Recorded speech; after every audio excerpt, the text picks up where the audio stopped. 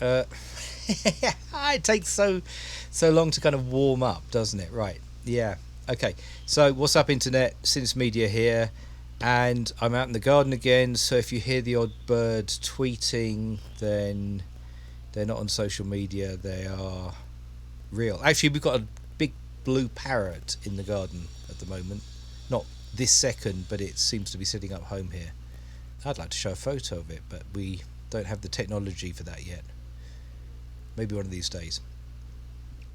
I'm doing a quick one today, and I basically wanted to do a short video showing some composition of music with the Sonic Pi chords. So this is not a kind of tutorial about any particular new musical theory, although it's drawing on some.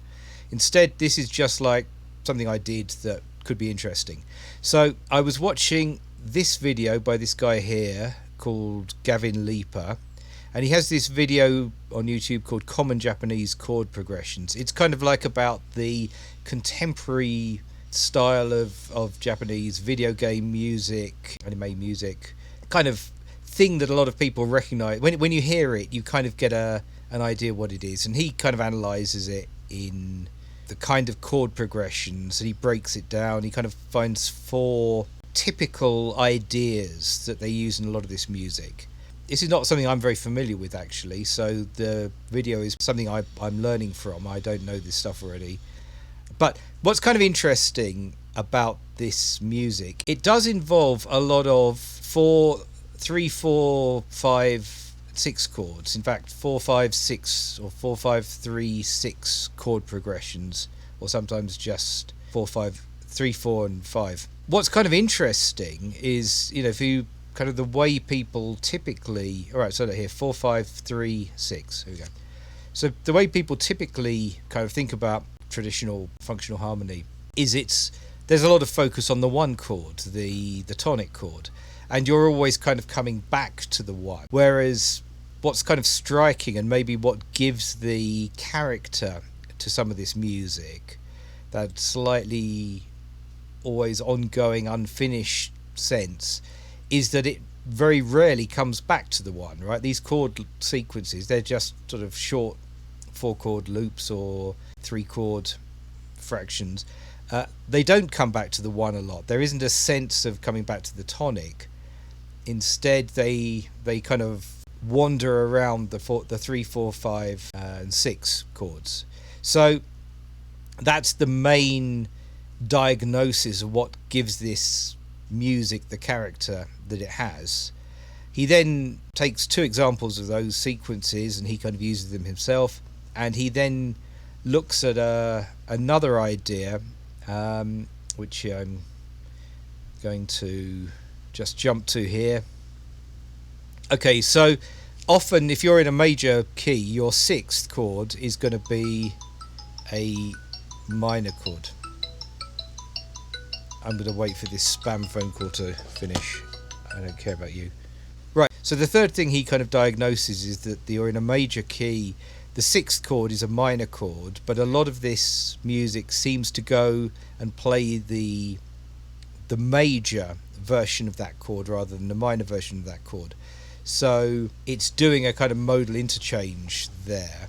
And if we remember, if you're in major, the 6th of your major triads, 1, 2, 3, 4, 5, 6 is a minor, and obviously the 6th of your minor is a major. So in fact, by choosing the major version of the 6th, you're actually doing modal interchange into the minor at that point, which sounds slightly counterintuitive, but that's the way. So it kind of gives a slightly more brighter uplift at the end of things. Instead of an A minor, he would play an A major.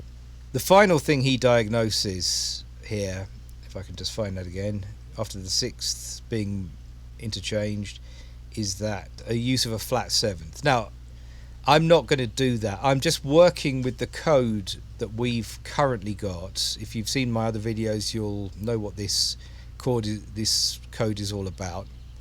And really, I just sat down to make a chord sequence which has these kind of ideas in it. So not starting on the 1, not really finishing on the 1, spending a lot of the time on the 4, 5, 3 and 6.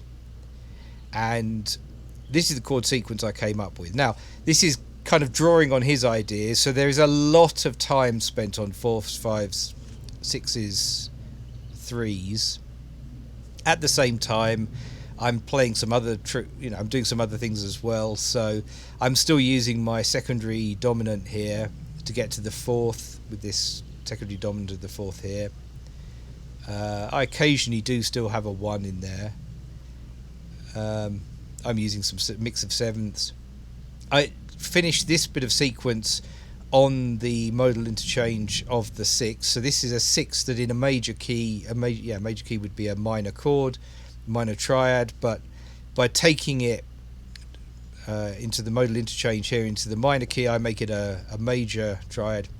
Because then how it sounded, I decided to then spend a little bit more time in this minor section here before coming back into the major. I do it a bit more. The final thing here is this augmented chord, this 4/6, right? That's a 6 chord that's been augmented. That's a new thing I've added to the code since the tutorials. It's here. It's basically the root plus the 4 plus the 8. So basically two major two intervals of 4 semitones, or major intervals together, to give you that augmented kind of chord sound. I will put a version of this code up. So I just played with some chords inspired by this guy's video, how he himself is diagnosing some of this contemporary Japanese music. As I say, it's mainly in film music, it's mainly in video game music, and here's what those chords sound like.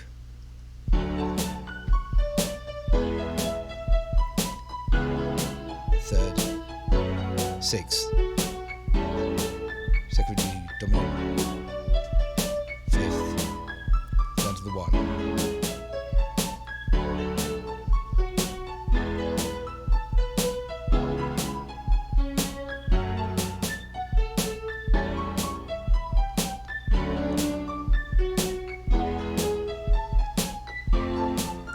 There he goes to the modal interchange.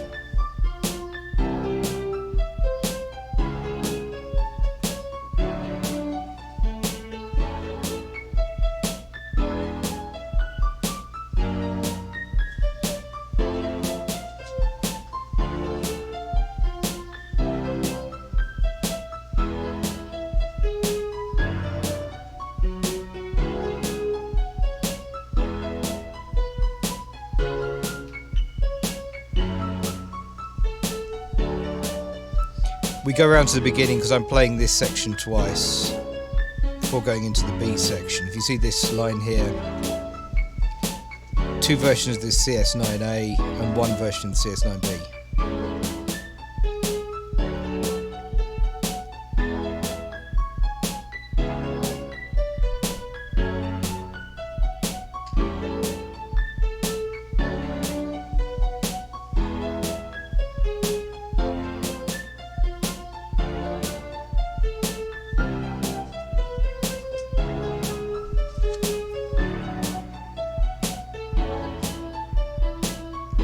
Wind blowing a bit here.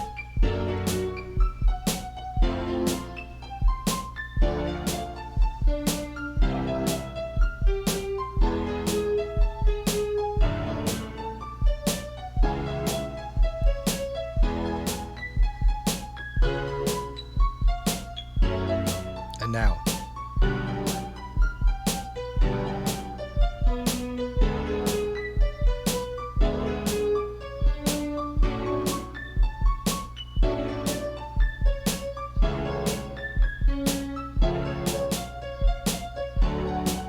Back to the beginning.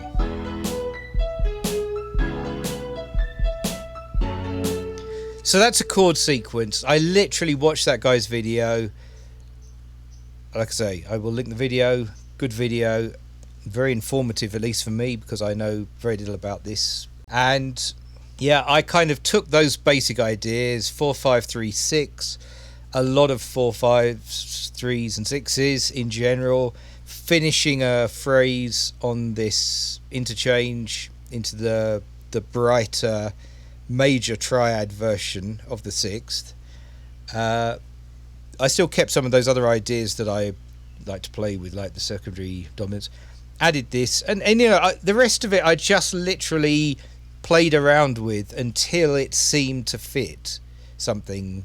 You know, there's a lot of trial and error in some of these other chords, and just what ended up sounding good to me. So that went into FL Studio. I mean, we're playing it here on FL Keys. Here was my first arrangement, just like first draft. I've just taken up the other thing to note. I literally generate some random notes here. Here, I just choose these notes randomly from the chord, add 12, maybe pitch them up randomly another octave or two, and inner kind of thing. That's what's giving that kind of piano-y da da da da da da. Those things, kind of the chords are coming and then extra notes from there. When I put it into FL Studio, what you can hear here is it's a sort of that keyboard is the FL Keys is playing that. I've doubled it up on this strings, which are from Harmless. Yeah, Harmless. Then, as well as that, the kind of the piano, the melodic or tinkly notes, I've put partly on this GMS bass patch.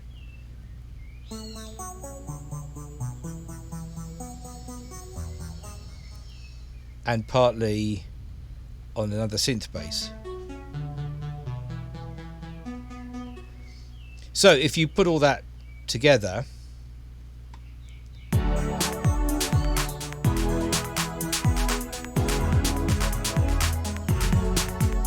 same chords.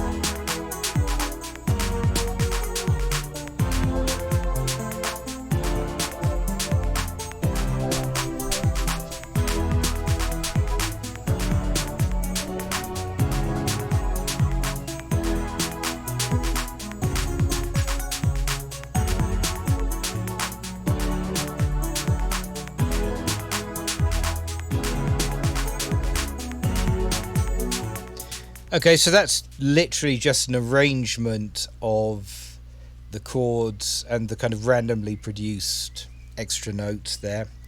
So then I wanted to actually start adding something melodic to it. So this part was not automatically generated. This was composed or kind of worked out, played partly on the computer keyboard. Again, what I've done here is I've just taken those chords, arranged them now on a slightly different instrument, on this instrument here, which is itself a patcher made of this DSK acoustic keys, a citrus patch, and this Artemis, which is quite a nice free plug-in. That Artemis is playing this patch, which has this kind of nice going up sound at the end. Let me just play that.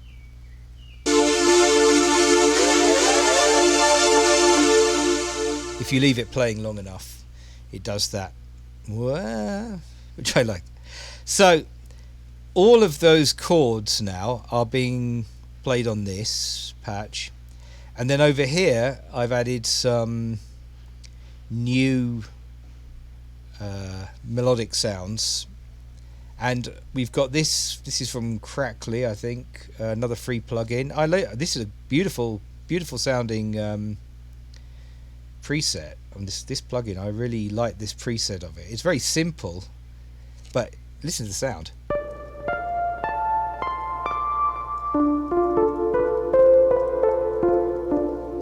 I think that's great. Love that sound.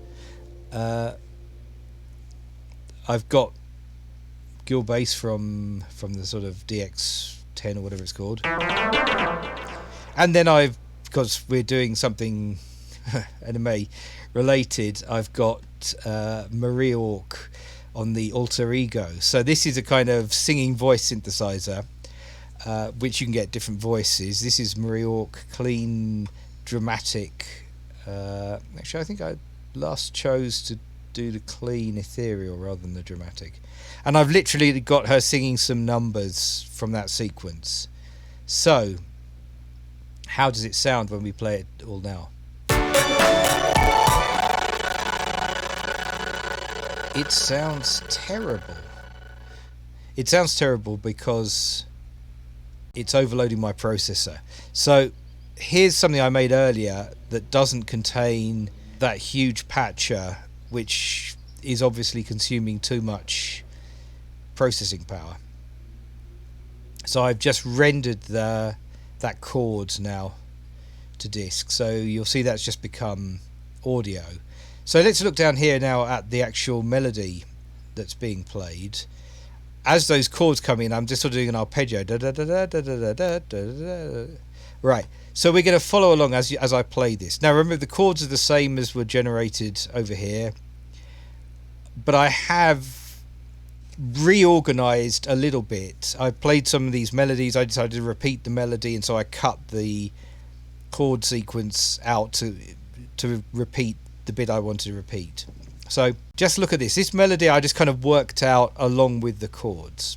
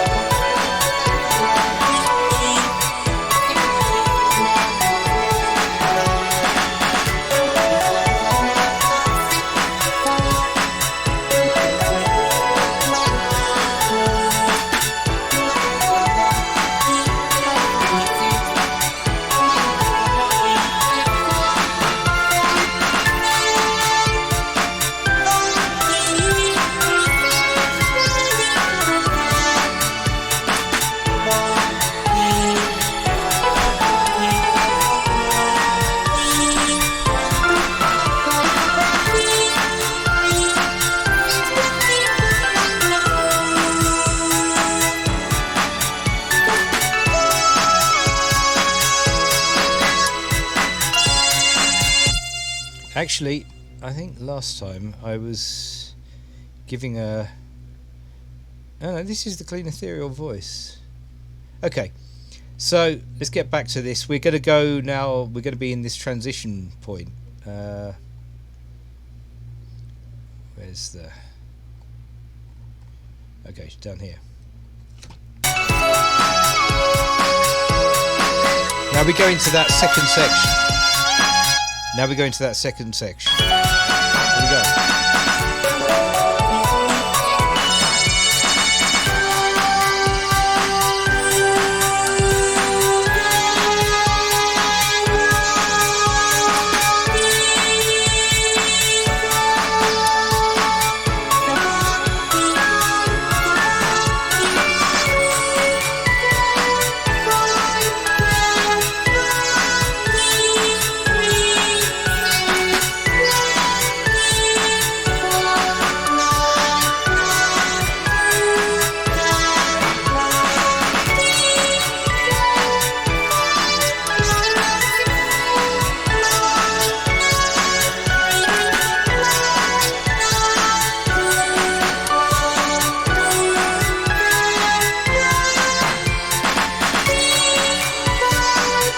Something I repeated.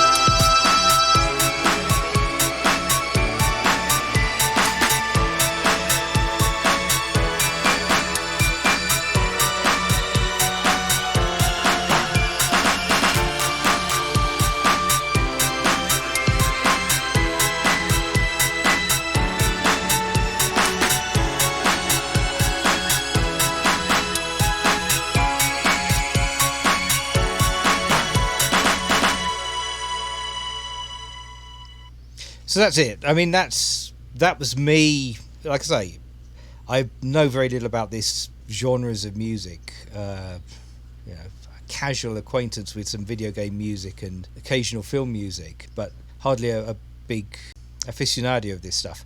But it kind of shows, you know, once you pick up some of the stylistic elements of it in the kind of musical theory terms, again, it's very simple to put them into code and to create something. Like I say, you know, the initial stuff was just the usual playing around with these numbers in Sonic Pi. And then finally arranging slight amount of arrangement. And I say the melody here is something which is, I won't say I had no idea what I was doing, but at the same time I didn't have a lot of idea. I was just playing with the keyboard, trying to find something that fitted in. You'll see that obviously writing melodies, there's a lot that's about repeating. So the beginning.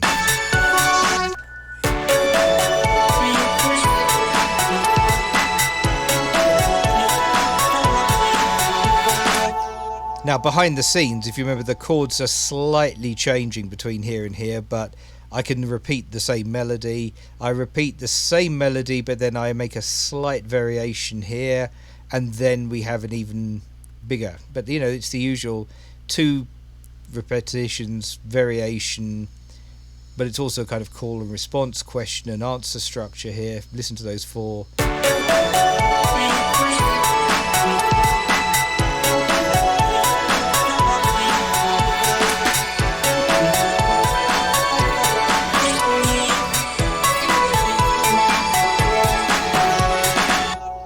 And of course I have, you know, the notes are coming from the chords, which are coming from Sonic Pi. Again, slight variation. At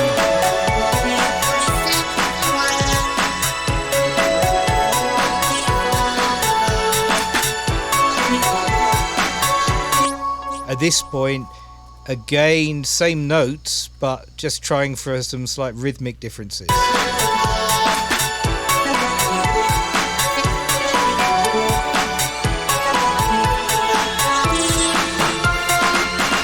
And that's when we hit that modal interchange going into the major triad sixth rather than the minor triad sixth, which we would expect in a major key.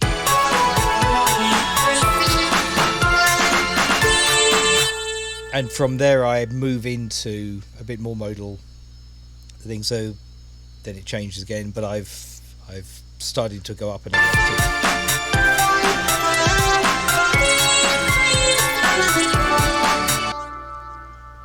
So that's it, really. That's all I wanted to show you. That's an experiment I did. I wasn't planning to make this into a video at all. I was just watching that guy's video and wanting to experiment for myself with what he was teaching me. But having done that, maybe it's interesting to you guys too. And yeah, the usual stuff, same code. The only thing that's new here is I have added this augmented chord recently, so that's just one extra sort of little flavour there. And I'm using it pretty rarely. I've used it at this point and I've used it at this point. Only 2 chords out of these sequences use it, but they do add this kind of extra vibe as you're kind of changing. And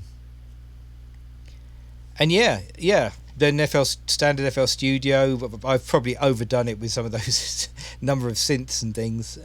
Certainly overdone it from my computer. But yeah, and then a simple melody, just kind of cliched stuff pulled out of those chords, which, but quite catchy. I got into it. I got into particularly this bit over here. Yeah.